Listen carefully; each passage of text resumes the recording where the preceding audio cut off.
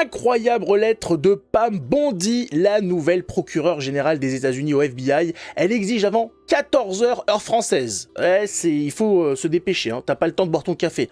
2000 pages du dossier Epstein non censuré qui manquent. Et il y a de sacrées résistances encore dans l'état profond, sans surprise. Il va falloir se battre comme des lions. Et oui, le dossier Epstein a commencé à sortir. On a enfin des gens du camp Trump qui ont décidé de se saisir de ce dossier. Malheureusement, fallait pas s'attendre à comment dire, à ce que ça se passe bien. Des coups bas allaient être mis en place, à des petits subterfuges. Et là, donc voilà, donc on a des pages qui manquent dans ce dossier. Des pages, qu'on va nous dire pas très importantes, hein, où il y avait des histoires qui n'intéressent personne, des passages qui n'évoquent rien. Vaut mieux qu'on vérifie quand même. Hein, donnez quand même les 2000 pages qui manquent, parce que c'est quand même bizarre. Et aussi les pages qui ont été censurées. Regardez ça. Qu'est-ce que vous voulez faire avec ça? Non mais les types, ils croyaient sincèrement que des gens allaient accepter ça et dire dis donc, le dossier est sympa, mais alors qu'est-ce que c'est? Mais qu'est-ce que c'est pavé de noir quand même, tout ça? C'est incroyable, il n'y a pas beaucoup de texte, hein. Le dossier va être lu très rapidement.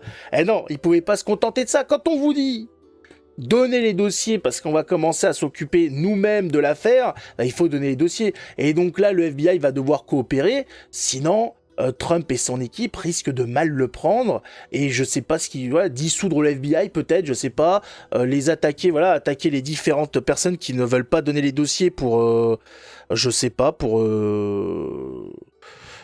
trahison, haute trahison, je sais pas bien comment ça fonctionne aux États-Unis. Ce que je sais, c'est que la justice américaine, elle est énervée. Non, il y a des histoires de chaises en mode Pikachu, de seringues létales et compagnie. Non, il faut pas faire n'importe quoi dans ce pays. Il y a une justice, on a vu qu'il y avait une politique avec Trump, on a vu qu'il y avait des Américains qui étaient encore fiers d'être Américains.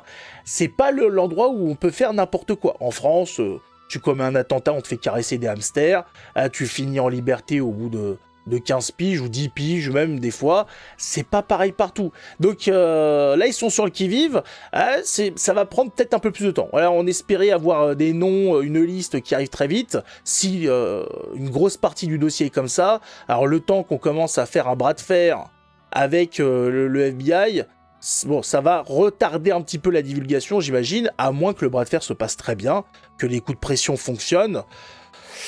Maintenant, le FBI, c'est une partie de l'état profond.